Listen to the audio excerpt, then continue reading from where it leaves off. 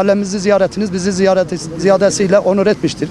Bu ziyaretinizden dolayı şahsım ve mahallem adına hoş geldiniz diyor, saygılarımı sunuyorum. Ayrıca hizmetleriyle kalbimizde tat kuran Sayın Belediye Başkanımız ve ekibine ayrıca teşekkürlerimi, şükranlarımı sunuyorum. Öncelikle Yeşilyurt Belediye Başkanımız Sayın Profesör Doktor İlhan Geçit Bey'e çok teşekkür ederiz. Gerçekten de yani İlhan Başkanımız gönlümde tat kurmuştur. Emeklerinden dolayı buradaki tüm kurum başkanlarına, amirlerine hepsine çok teşekkür ederim. Sağ olun, varın. Sayın Belediye Başkanımız İlhan Geçit'e yapmış olduğu hizmetlerinden dolayı çok teşekkür ediyorum. Bugün saha çalışmalarımız kapsamında İkizce bölgemizi ziyaret ettik. Meclis üyelerimizle, müdürlerimizle, başkan yardımcılarımızla, muhtarlarımızla beraber bir saha çalışması kapsamında burayı ziyaret ettik. Burası İkizce 2. bölge 1. etap. Burada yaklaşık 11.500'e yakın konut bitirildi.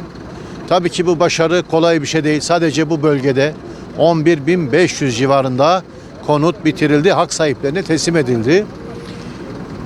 1. bölgede de biliyorsunuz konutlar daha önceden teslim edildi.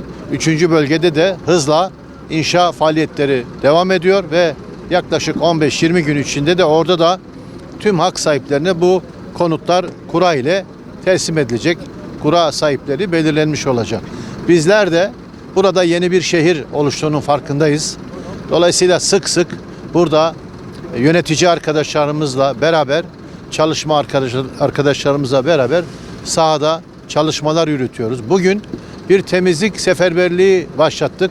Bu tabii emlak yönetimin, buradaki müdürlüğünün de, çalışma arkadaşlarımızın da, onların da çok büyük desteği oldu.